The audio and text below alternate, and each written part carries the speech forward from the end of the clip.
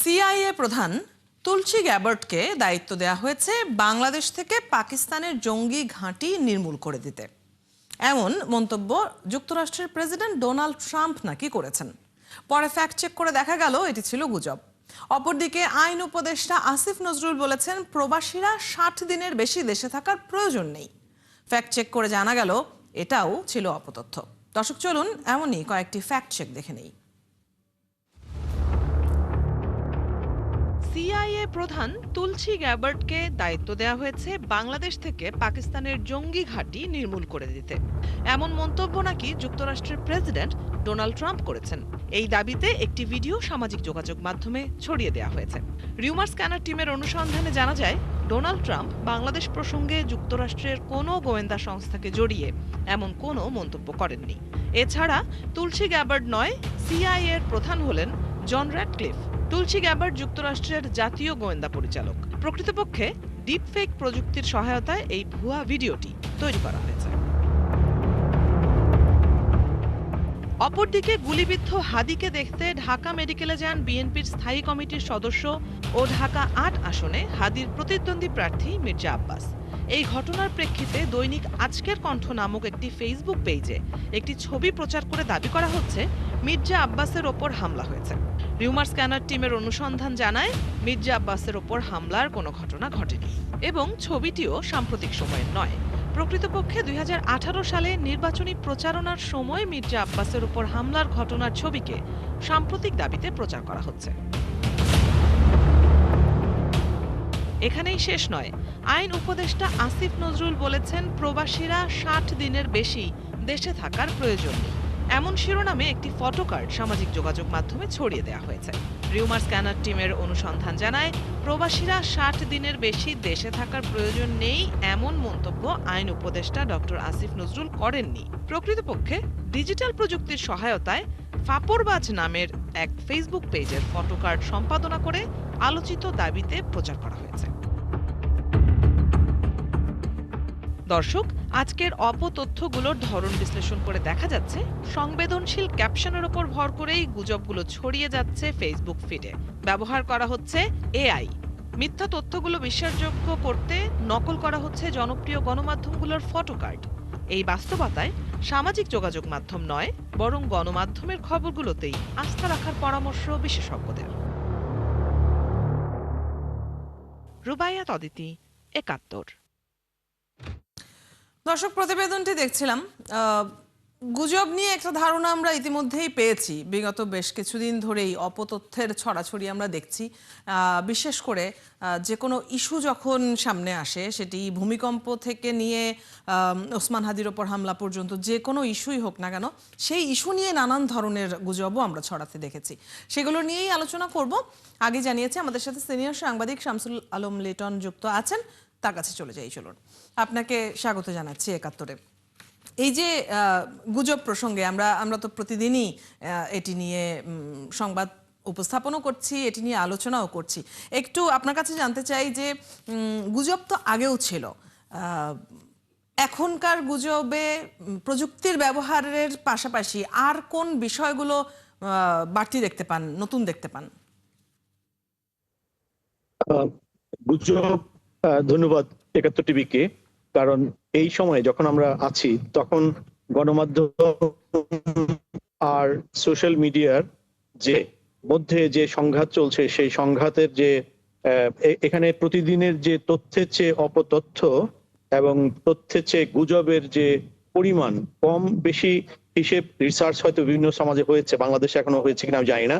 তবে এরকম একটা ভয়াবহ বিষয় সম্পর্কে ৭১ টিভি যে নিয়মিত প্রোগ্রাম করে, আমি সেই জন্য তাদেরকে ধন্যবাদ জানাই। এই কারণে এটি দরকার যে এটি এমনই বিপজ্জনক যে কোনো একটি অপতথ্য অথবা গুজব যে কোনো সময় একটা সমাজে বড় ধরনের নৈরাজ্য তৈরি করতে পারে, বড় ধরনের বিশৃঙ্খলা তৈরি করতে পারে, সম্পদহানি এবং জীবনহানি বহু কিছু ঘটতে পারে। ৭১ টিভির এই অনুষ্ঠানটি একটা ম্যাগনা কার্টা হিসেবে, অথবা একটা সোসাইটিতে, অর্থাৎ বাংলাদেশ সোসাইটি যেখানে ৭০% বেশি মানুষ শিক্ষিত এবং প্রতিদিন খবরের সন্ধানে মানুষ বিভিন্ন মাধ্যমে গিয়ে থাকে, তাদের জন্য এই অনুষ্ঠানটি একটি মেরুদণ্ড হিসেবে কাজ করতে পারে যদি কখনো কোনো বিপজ্জনক পরিস্থিতি তৈরি হয়। ধন্যবাদ ৭১ টিভিকে। এবার আসি আমি আপনাদের প্রয়োজনীয় এবং অন্যদেরকে ধন্যবাদ। ধন্যবাদ জানাচ্ছি প্রযোজক সহ সবাইকে, উপস্থাপক আপনাকে। আমি মনে করি একটা উদাহরণ দিলে আপনি বুঝতে পারবেন যে ফেক নিউজ ব্যাপারটি কতটা ইন্টারেস্টিং এবং কতটা নিখুঁত এবং কতটা ইম্প্যাক্ট তৈরি করে। যেমন ধরুন, পৃথিবীতে আরেকটি ব্যাপার হচ্ছে কারেন্সি। কারেন্সি কিন্তু একটা সুপার কারেন্সি, সুপার নোট বলে একটা কনসেপ্ট আছে, যেটি অরিজিনাল নোটের চেয়েও আপনাকে মৌলিক এবং অনেক বেশি বিশ্বাসযোগ্য এবং অনেক বেশি রাইট মনে হবে, অ্যাকুরেট মনে হবে।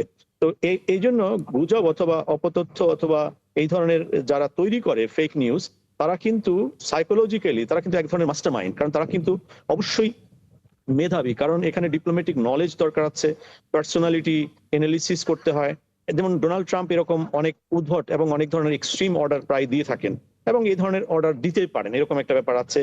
তিনি পাকিস্তান এবং ইন্ডিয়ার যে বিভিন্ন আন্তঃসম্পর্ক নিয়ে, দক্ষিণ এশিয়ার রাজনীতি নিয়ে বিভিন্ন ধরনের রিমার্ক তৈরি করেন এবং প্রকাশ্যেই অনেক আউট অফ লাইন রিমার্ক তৈরি করেন।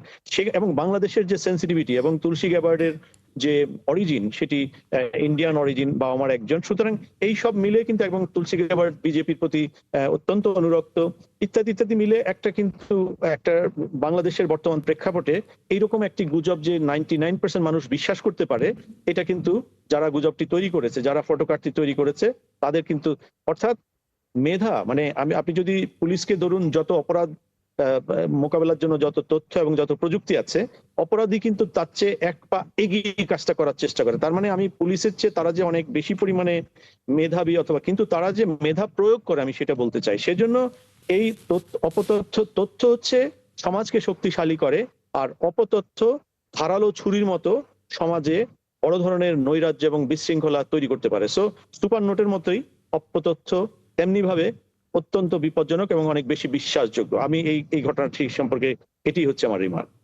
জি, নিঃসন্দেহে। এবং এর প্রতিকারের জায়গাটি নিয়েও একটু আলোচনা করতে চাই, আপনার পরামর্শ জানতে চাই, তবে তার আগে একটা বিরতি নিতে হবে। অনুরোধ করবো আমাদের সাথে থাকবার জন্য। একটা বিরতি নিয়ে ফিরছি আপনার কাছে আবারও। দর্শক, আজকের এই আয়োজনে এই মুহূর্তে নিচ্ছে একটা ছোট্ট বিরতি, একাত্তরের সাথেই থাকুন। বিরতির পর আবারও আমন্ত্রণ জানাচ্ছি রিউমার চেক নিয়ে একাত্তরের নিয়মিত আয়োজন ফেক নিউজ স্ক্যানারে। সরাসরি চলে যাচ্ছি আমাদের অতিথির কাছে। বিরতির আগে আলাপ হচ্ছিল, আপনি বলছিলেন যে যারা বিভিন্ন ধরনের গুজবগুলো তৈরি করছে তারা অবশ্যই মেধাবী, পাশাপাশি তারা খুব আপডেটেড। কারণ আমরা দেখি যে কোনো একটা ইস্যু যখন সামনে আসে, জনগণের একটা ইস্যু নিয়ে আগ্রহ জায়গা যখন তৈরি হয়েছে, সেই ইস্যুটিকে ঘিরেই নানান ধরনের গুজব তৈরির একটা চেষ্টা কিন্তু থাকে। এবং সেখানে খুব স্বাভাবিকভাবেই ধরেই নেওয়া যায় যে সামনে যেহেতু নির্বাচন, এবং নির্বাচন নিয়ে জনগণের মধ্যে বিপুল উৎসাহ উদ্দীপনা রয়েছে, এবার নির্বাচন নিয়ে গুজবের একটু বাড়াবাড়ি হওয়ার তো আশঙ্কা রয়েছেই। আপনি কি মনে করেন, আপনার অভিজ্ঞতা কি বলে যে কেমন হতে পারে তখন? কারণ আমরা গুজব থেকে তো নানান ধরনের অপরাধও সংগঠিত হতে দেখেছি, মব তৈরি হতে দেখেছি। তো কতটা প্রভাব ফেলতে পারে আমাদের নির্বাচনী পরিবেশের উপর? অবশ্যই নির্বাচন এমন একটা বিষয় যেটা সমগ্র জাতি একটা বিষয়ের সঙ্গে আগামী 60 দিন এঙ্গেজ থাকবে, সমগ্র জাতি। এবং এই জাতির মধ্যে অনেকগুলো রাজনৈতিক দল আছে, গোষ্ঠী আছে, মত আছে, ভিন্ন মত আছে, এবং মতগুলোর সঙ্গে সংঘাতপূর্ণ সম্পর্ক আছে। এবং এই কারণে এটিকে পুঁজি করে যারা এখান থেকে নেগেটিভ ফসল তুলতে চায়, যারা এর মধ্যে কোনো নির্বাচন বিরোধী পরিবেশ তৈরি করতে চায় অথবা নির্বাচনের সহিংসতাকে উস্কে দিতে চায়, তারা এই সুযোগটি নিবে। আমি যেটি মেধাবী শব্দটি কোট আনকোট, কারণ দুর্জন বিদ্বান হইলেও পরিত্যাজ্য, এই কথাটি আমাদের একটি প্রভাব। এবং মিডিয়ার একটা রোল সম্পর্কে আমি বলি, আপনারা যে ফ্যাক্ট চেকের রিপোর্টটি তুলে ধরছেন, দ্যাট ইজ হাইলি অ্যাপ্রিসিয়েটেড। কিন্তু আমাদের কিন্তু মিডিয়ার একটা অ্যাওয়ারনেসের, একটা এডুকেশন একটা পার্ট আছে। অর্থাৎ মিডিয়ার কিন্তু অ্যাওয়ার করার একটা ব্যাপার আছে। অর্থাৎ ফ্যাক্ট চেকে যে রিপোর্টটি আসলো, যেমন আপনি ধরুন তুলসী গ্যাবার্ডে যে ফলস নেগেটিভটা, অথবা যে ডোনাল্ড ট্রাম্পের ফলস নির্দেশ যেটি, এটি, অথবা মির্জা আব্বাস আহত হয়েছেন, এটি এটি এটি এই খবরটি দেখার পরে যেটি আমার মনে হয় আমাদের আলোচকদেরও বেশি বেশি করে নিয়ে আসা দরকার, এই ব্যাপারগুলো কি করা উচিত। সাধারণত আমাদের কথায় কথায় বলা হয় এই ক্ষেত্রে রাষ্ট্র ব্যবস্থা নেওয়া উচিত, রাষ্ট্র এই করা উচিত, সেই করা উচিত, এই কন্টেন্ট মুছে দেওয়ার জন্য অমুক কর্তৃপক্ষকে বলা উচিত। আমি মনে করি এটা ভুল নির্দেশ না, কারণ রাষ্ট্রকে অনেক বেশি শক্তি প্রয়োগ করা জনগণের উপর অথবা মতামতের উপর, এটি দুটি রাইট কাজ করতে গিয়ে আরো দুটি রং করতে পারে। সুতরাং কোনোভাবেই রাষ্ট্রের এই ব্যাপারে কোনো দায়িত্ব থাকা উচিত নয়। গণতান্ত্রিক সমাজে কোটি কোটি মানুষ আছে, এরা প্রত্যেকেই তো এক একটা সরকার, প্রত্যেকে একটা মানুষ। সুতরাং মানুষ যেটি করতে পারে, ফ্যাক্ট চেকটি দেখার পরে ওই খবরটির ওখানে গিয়ে কিন্তু সে রিপোর্ট করতে পারে। এরকম হান্ড্রেডস অফ থাউজেন্ডস রিপোর্ট যখন হবে, অর্থাৎ ফ্যাক্ট চেকটি করা হয় অ্যাওয়ার করার জন্য, এবং ফ্যাক্ট চেকের যে কোম্পানিগুলো, এরা কিন্তু নন প্রফিট অথবা তারা সোশ্যাল অ্যাওয়ারনেসের জন্য অথবা তারা এরকম করে, তাদেরকে এই কোম্পানি, এই প্রতিষ্ঠানগুলোকে বরং রাষ্ট্রের উচিত পৃষ্ঠপোষকতা করা, এবং এই ফ্যাক্ট চেকের রিপোর্ট মিডিয়াতে আসার পরে যারা জানে যে এটা অত্যন্ত ক্ষতিকর, যেটা তার দলের জন্য ক্ষতিকর, মতের জন্য ক্ষতিকর, তার সমাজের জন্য ক্ষতিকর, সে যেই হোক, সে কিন্তু ওই সংবাদের ওখানে গিয়ে কিন্তু তার কিন্তু রিপোর্ট করার সুযোগ আছে। এটা যে একটা স্ক্যাম, এটা যে একটা ভুয়া খবর, ফলস নিউজ, এবং এটা যে সোসাইটির জন্য একটা ক্ষতিকর, অনেকগুলো অপশন আছে। আমার মনে হয় এই ব্যাপারে ফ্যাক্ট চেকের রিপোর্ট দিয়ে ক্ষান্ত হওয়া উচিত না। এই ব্যাপারগুলো যখন মানুষকে অ্যাওয়ার করা হবে, তখন কোনো রাষ্ট্রীয় সরকারের অতিরিক্ত বাড়াবাড়ি দরকার হবে না, রাষ্ট্রের অস্ত্র ব্যবহারের প্রয়োজন হবে না, বরং যেটি মানুষের সমাজকে নিরাপদ করার জন্য এটিকে মোকাবেলা করবে। এবং আমি ব্যক্তিগতভাবে বিশ্বাস করি, মানুষের তথ্যে যত এম্পাওয়ার করা হবে, আমরা যে গণমাধ্যম, মূলধারার গণমাধ্যম কিন্তু এই জিনিসটা কন্টেইন করতে ফেল করছে। তারা শুধুমাত্র গাইড করতে চায়, কিন্তু গাইডটা প্রপার গাইডেন্সের যে জায়গাটি, সেই জায়গাটাতে মানুষের এঙ্গেজমেন্ট দরকার। গ্রামে গঞ্জে মানুষের কাছে তুলে দেওয়া দরকার যে ফেক নিউজ কত ধরনের পরিস্থিতি তৈরি করতে পারে। এইটি হচ্ছে আমার রিমার্ক, এবং আমি মনে করি নির্বাচনের সময়ে এটিকে আরো বেশি ভিজিলেন্ট হবে। তথ্য অধিকার কমিশন এখন অ্যাক্টিভ না, কিন্তু অবশ্যই তথ্য অধিকার কমিশনকে মানুষকে তথ্যের যে সঠিক তথ্যের প্রয়োজনীয়তা এবং বেঠিক তথ্যের, ইভেন সরকারও যদি কোনো তথ্য সঠিকভাবে না ছড়ায়, যেমন ইমিডিয়েট পাস্ট ফ্যাসিবাদী সরকারের যে প্রধান মন্ত্রীর উপদেষ্টা ছিলেন, প্রেস সচিব, তিনি বলতেন যে ওই সরকারের যে মিনিমাম যে জনপ্রিয়তা দরকার ক্ষমতা টিকে থাকার জন্য, তার চেয়ে অনেক বেশি জনপ্রিয়তা তার ছিল। এটিও কিন্তু একটি অপতথ্য, ভয়ঙ্কর অপতথ্য। সেই সময় মানুষ যদি ওই টেলিভিশনের খবরের নিচে যদি সমানে যদি রিপোর্ট করতে থাকতো, তাহলে কিন্তু ওটা কিন্তু অটোমেটিক্যালি আপনি যে কথাটি বলছেন, এই যে কোটি কোটি মানুষের প্রসঙ্গ আপনি তুলে আনলেন, এই কোটি কোটি মানুষের সবাই তো আসলে সচেতন নন। আমরা দেখি যে সোশ্যাল মিডিয়া যারা ব্যবহার করছেন, সেখানে অল্প শিক্ষিত, অশিক্ষিত মানুষও আছেন, সারাদিন ইউটিউব দেখছেন, যা দেখছেন তাই বিশ্বাস করছেন। এবং আমরা মাঝে মাঝে এই আলাপটাতে আসি যে ভোটাররা বিভ্রান্ত হচ্ছেন কিনা, যখন কাউকে ট্যাগ করে, কাউকে টার্গেট করে কোনো অপতথ্য ছড়ানো হচ্ছে। তো এই জায়গাগুলো নিয়ে আসলে কি করার আছে? সচেতন হওয়ার পর কি কি করতে পারে মানুষ, সেটা আপনি বললেন, কিন্তু মানুষের সচেতন হওয়ার জায়গাটি এখনো কি যথেষ্ট দূরে আছি না আমরা? না, অবশ্যই। প্রথমত আপনি দুটো অংশ এখানে তুলে ধরেছেন। একটি হচ্ছে যে সাধারণ মানুষের মধ্যে সবাই তো এক লেভেলের সচেতন নয়, অথবা সবাই শিক্ষার লেভেলও এক নয়। আমি এটাকে রাইট মনে করি, কিন্তু সকল কোটি কোটি মানুষ যে রিপোর্ট করবে তার প্রয়োজন নেই। আসলে শত শত অথবা কয়েক হাজার রিপোর্ট করলেই যথেষ্ট। কিন্তু একটা জিনিস আমি যখন দেখলাম যে তুলসী গ্যাবার্ডের এই ব্যাপারটা, দেখুন, আমাদের আঞ্চলিক নিরাপত্তা, শান্তি শৃঙ্খলা আমাদের কিন্তু এর জন্য অনেক ইম্পর্টেন্ট। আমাদের নিজেদের নিরাপত্তার জন্যই অন্য দেশের নিরাপত্তা আমাদের রক্ষা করতে হবে। তো সেই কারণে আমি যদি এটা রিপোর্ট করি যেটা আমাদের জন্য ক্ষতিকর, আমাদের অঞ্চলের জন্য ক্ষতিকর, এটা কি, এই সচেতনতা কি আমাদের 2% মানুষের মধ্যে নাই? 2% মানুষের মধ্যে যদি থাকে, তাহলে সেটা 40 লক্ষ 50 লক্ষ মানুষ হবে। আমি 1-2% না, 0.10%ও যদি হয়, তাও তো সেটা লাখ হয়ে যাবে। আমি মনে করি যে আমাদের মানুষের, আমি দয়া করে এই অনুষ্ঠানটি, আমার এই কথাটি যারা শুনছেন, যারা গুরুত্ব দিচ্ছেন, তাদেরকে আমি অনুরোধ করব, আপনি যখন কোনো খারাপ খবর দেখবেন, যখন কোনো ভুয়া খবর দেখবেন, অথবা যখন দেখবেন যে ফ্যাক্ট চেক এটিকে কারেক্টলি ইনফরমেশন দিয়ে আপনাকে বুঝিয়ে দিচ্ছে, আপনার প্রথম দায়িত্ব হচ্ছে অন্তত মিনিমাম একটা রিপোর্ট করা। তাহলে কিন্তু আপনি আপনার সোসাইটিকে, আপনি পাড়া মহল্লা যেমন পুলিশ অথবা আনসার দিয়ে রাতের বেলা পাহারা দেন, ঠিক তেমনি সোশ্যাল মিডিয়াকে আপনি পাহারা দিয়ে সোসাইটির জন্য, সামাজিক গণমাধ্যম হিসেবে আপনি কিন্তু নিরাপদ করলেন আপনার সন্তানের জন্য, আপনার সোসাইটির জন্য। এটি একটি ইম্পর্টেন্ট। দ্বিতীয়ত, আপনি যে পয়েন্টটি বললেন, রাজনৈতিক নির্বাচনের সময়, রাজনৈতিক ঘটনাগুলির সময়, প্রথমত যে দলকে অথবা যে প্রার্থীকে অ্যাটাক করা হলো, সেই দলের সোশ্যাল মিডিয়া ম্যানেজমেন্ট, একটা কমিউনিকেশন ম্যানেজমেন্ট টিম থাকা উচিত। প্রেস রিলিজ অথবা PR team is not enough. PR হচ্ছে এখন অনেক বেশি পরিমাণে ইম্পর্টেন্ট হচ্ছে কমিউনিকেশন ম্যানেজমেন্ট।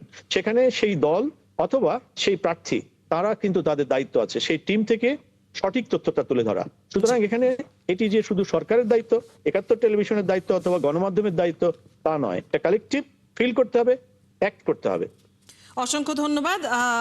আপনার মন্তব্য এবং পরামর্শ সব সহ আমাদেরকে যে আজকে সময় দিলেন, সেজন্য ধন্যবাদ জানাচ্ছি আপনাকে। দর্শক, আমাদের সাথে সিনিয়র সাংবাদিক শামসুল আলম লিটন এতক্ষণ যুক্ত ছিলেন, কথা হচ্ছিল তার সাথে। আপনারা আছেন ফ্যাক্ট চেক নিয়ে 71-এর নিয়মিত আয়োজন ফেক নিউজ স্ক্যানারে। প্রতিদিন আমরা রিউমার দূর করতে হাজির হব ঠিক একই সময়ে একইভাবে। আপনারাও যুক্ত হতে পারেন। যে কোনো খবর যদি আপনাকে সংশয়ে ফেলে সেটির একটি স্ক্রিনশট আমাদেরকে মেইল করতে পারেন fns.71tv@gmail.com অথবা ফেসবুকে যোগাযোগ করুন www.facebook.com/fakenewscanner। আমরা সেই তথ্যের ফ্যাক্ট চেক করে আপনাদের জানাবো।